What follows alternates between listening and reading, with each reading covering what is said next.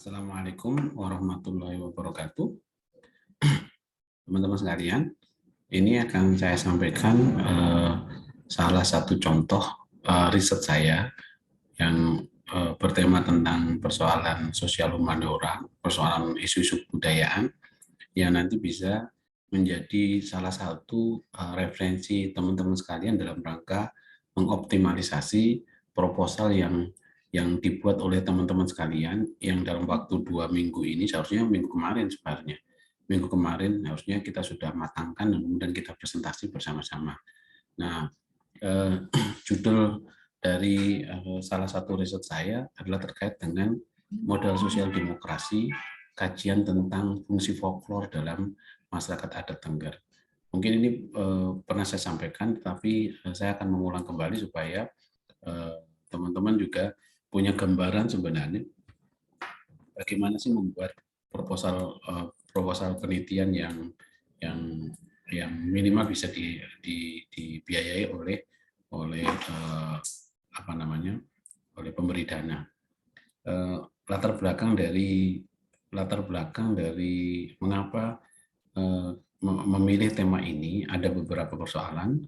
Ini pertama itu kita lihat konsepnya secara umum dulu.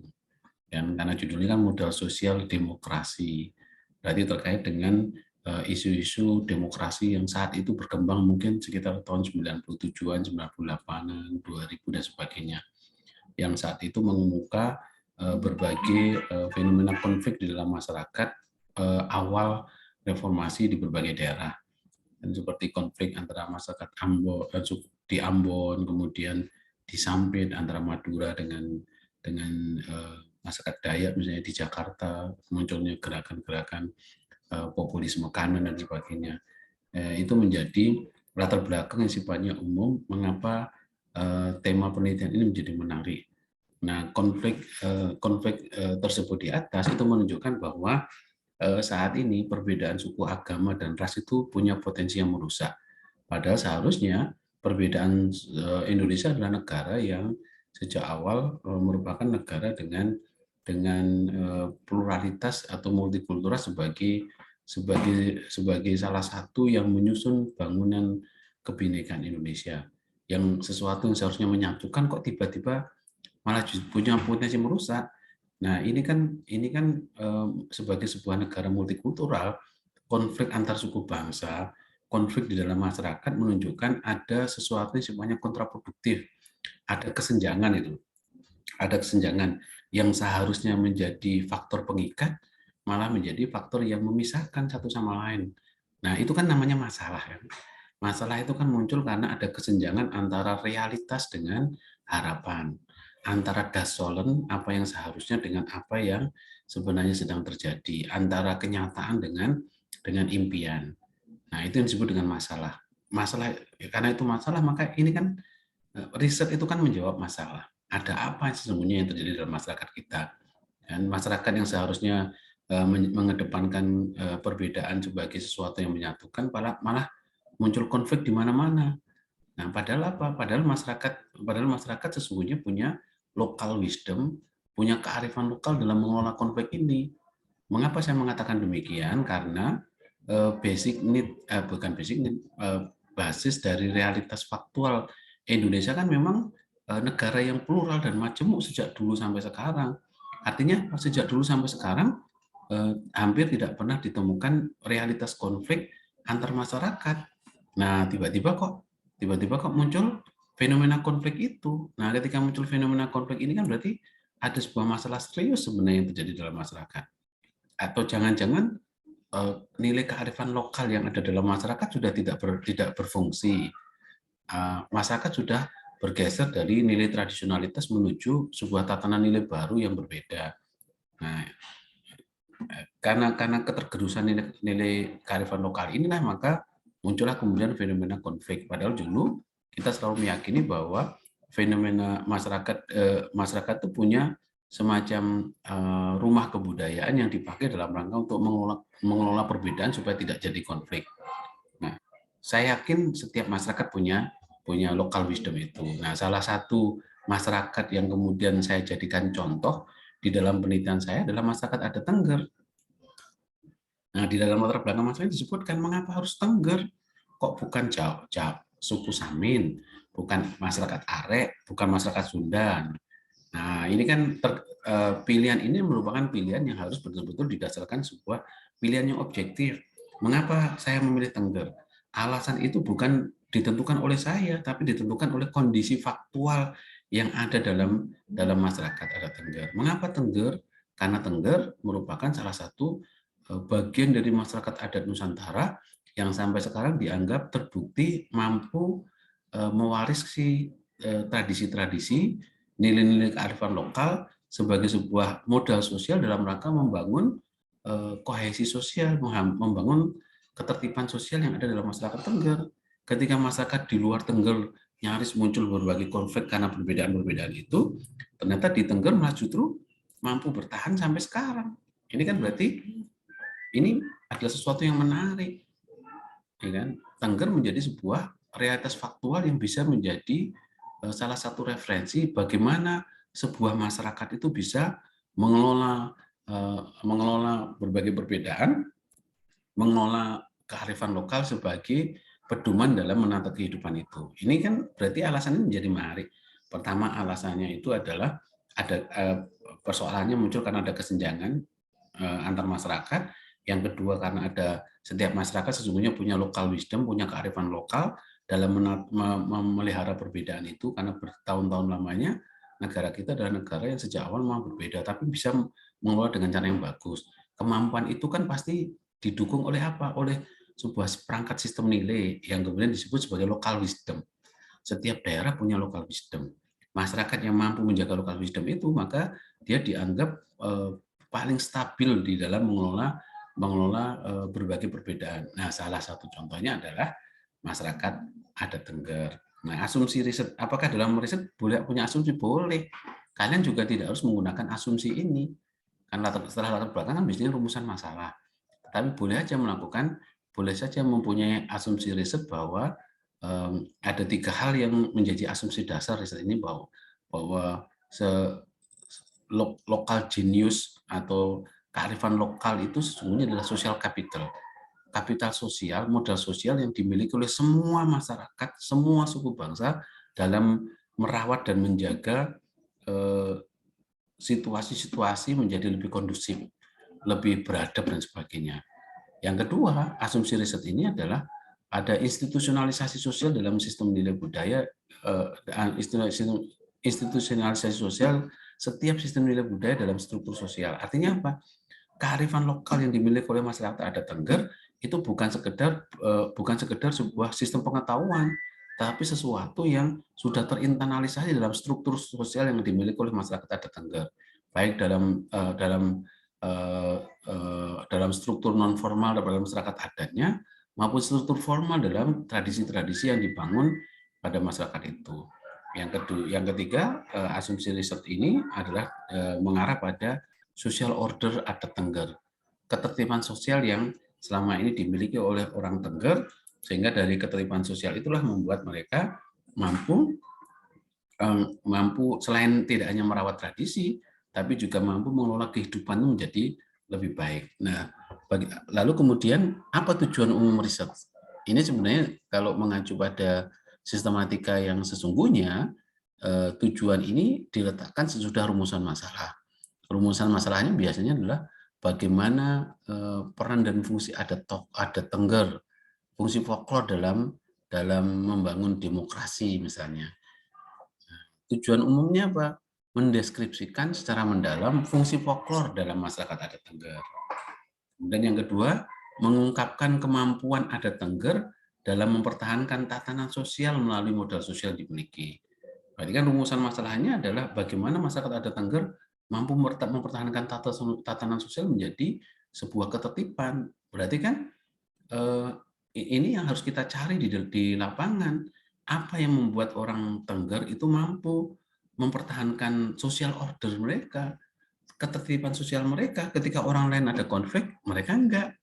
Mereka tetap stabil. Ketika terjadi letusan gunung berapi Bromo misalnya, di banyak daerah lain ketika ada letusan gunung berapi, mereka sibuk banyak mencari bantuan-bantuan di masyarakat lain, tapi Tengger tidak. Berarti kan mereka punya sebuah sistem nilai yang membuat mereka menjadi masyarakat yang mandiri dan sebagainya.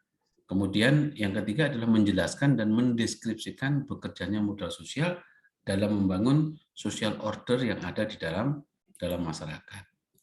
Nah, teman-teman sekalian, itu tujuannya. Tujuannya sekali lagi selalu berangkat dari rumusan masalah. Ada tujuan dan ada manfaat penelitian. Kalau manfaat itu terkait dengan nilai kegunaan dari penelitian ini kepada pemerintah, kepada peneliti, maupun kepada dunia akademisi. Nah, setelah manfaat penelitian, baru kita ngomong terkait dengan model penelitiannya. Ya kan?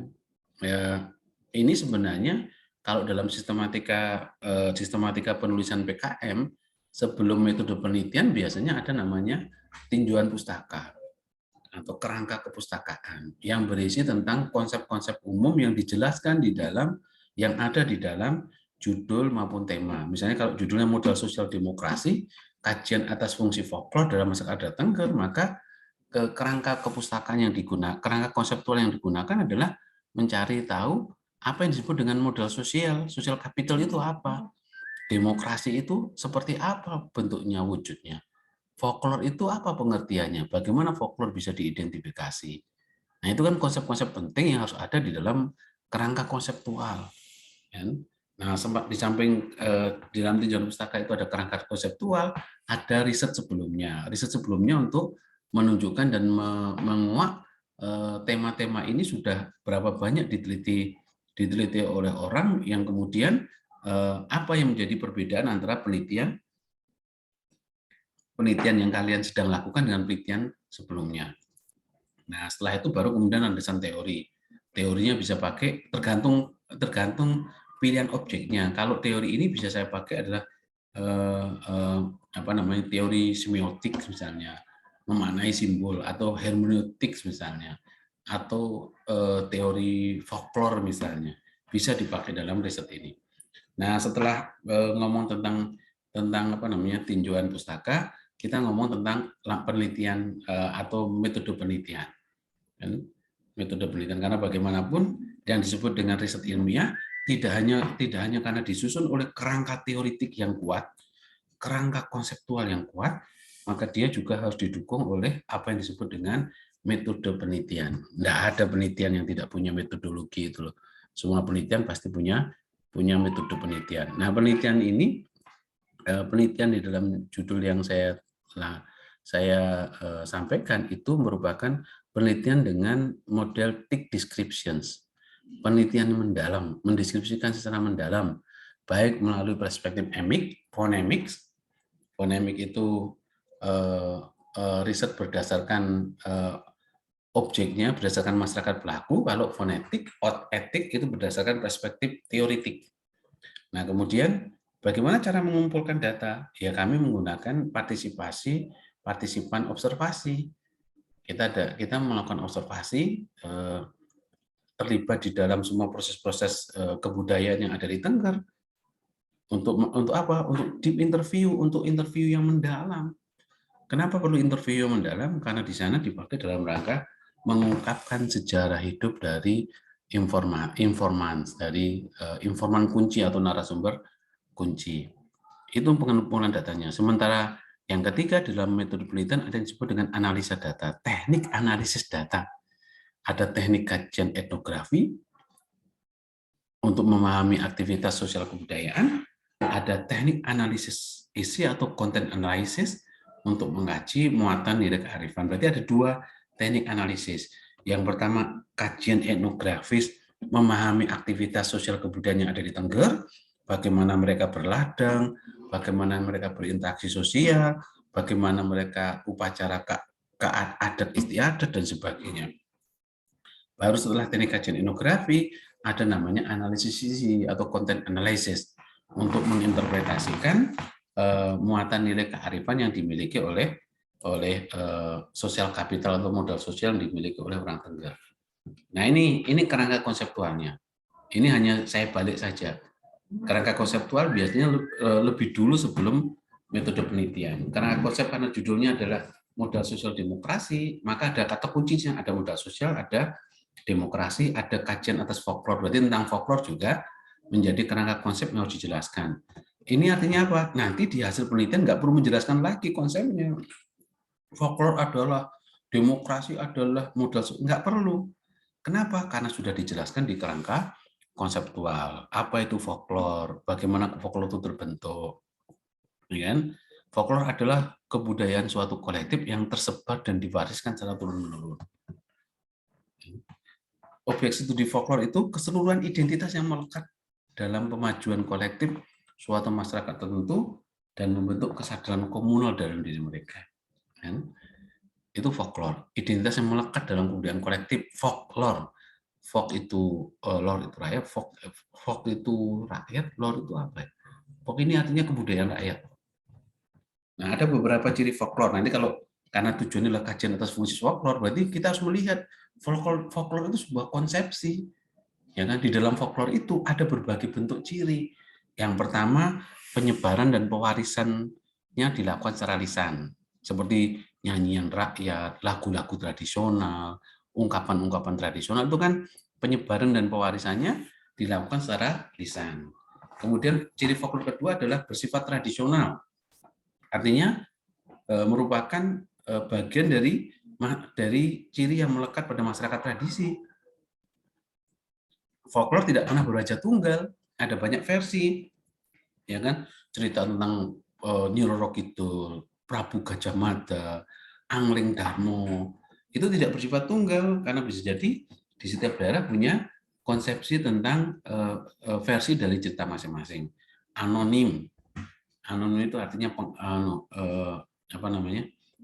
tidak terlihat siapa yang mengarang, bentuknya berumus dan berpola. Kan?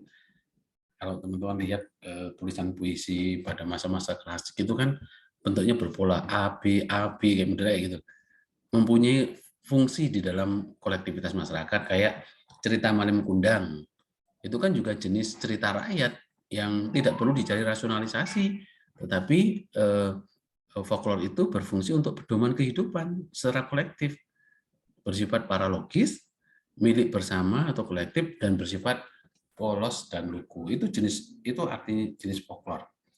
Nah, ini bentuk-bentuk folklore, teman-teman sekalian. Ini sambil saya menjelaskan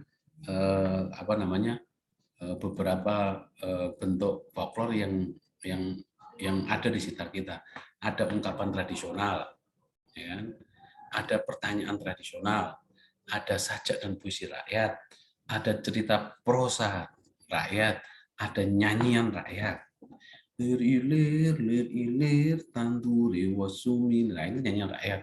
Ada lembaga-lembaga tradisi, kan Subak, Pela Gandong, Nusa Rara, Nusa Batutu misalnya. Ada bahasa rakyat Jawa, Sunda, Madura, dan seterusnya. Itu beberapa jenis folklore. Kemudian kerangka konseptual selanjutnya adalah bicara tentang persoalan modal sosial atau social capital. Apa sih yang disebut dengan social capital?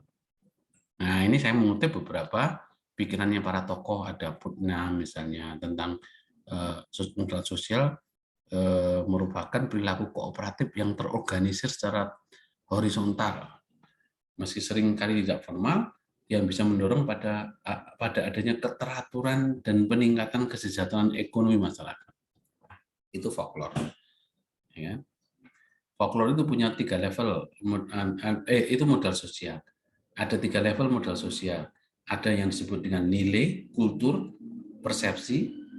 Ada yang disebut dengan mekanisme, ya kan? Yang terakhir apa yang disebut dengan institusi. Ya, nanti teman-teman kalau ketemu dengan berbagai produk-produk kebudayaan yang saya sebut tadi, ya kan, ada institusi, ada nilai kultur dan persepsi, dan ada yang disebut dengan mekanisme. Nah, teman-teman sekalian, dalam rangka upaya supaya kita punya pemahaman yang baik tentang Tengger, maka ini ada beberapa hasil kajian tentang Tengger, ya kan, yang kemudian saya simpulkan dalam 3 hal: pergeseran pola kepemimpinan, komodifikasi adat istiadat, dan penerimaan institusi formal secara kuat meski tidak melemahkan posisi masing-masing institusi lokal. Nah, itu tadi sebenarnya itu proposal tadi. Nah, kalau yang ini tentang temuan dan analisa data. Temuannya monggo nanti teman-teman di dalam proposal sampai pada proposal akhir nanti juga harus ada temuan dan analisa data yang tidak harus secara komprehensif, tetapi menunjukkan bahwa kalian sudah punya on the track yang jelas di dalam membuat hasil penelitian. Di sini saya sebutkan ada 3 sub utama yang saya coba kembangkan di dalam analisa penelitian saya. Ada kuatnya kedudukan adat, pengaruh pimpinan formal, dan yang terakhir adalah konsepsi konsensus untuk menjaga manusia, menjaga kepemilikan tanah adat. Nah, ini isi di dalam riset saya yang beberapa tahun yang lalu. Ini subjudul memberikan keteladanan, membangun trust, pembiasaan dan pewarisan nilai kultural, kesetaraan gender. Karena kalau ketika nanti kalian turun ke lapangan, kalian akan menemukan beberapa fenomena, beberapa temuan-temuan baru yang temuan-temuan baru itu kemudian bisa kalian masukkan di dalam hasil penelitian. Baru kemudian yang terakhir adalah simpulan dan rekomendasi. Simpulan tidak boleh mengulang kalimat-kalimat yang ada di depannya. Simpulan merupakan semacam catatan akhir dari semua riset kita yang bisa jadi merupakan jawaban atas rumusan masalah dan sebagainya. Nah, ini contoh simpulan dan rekomendasinya.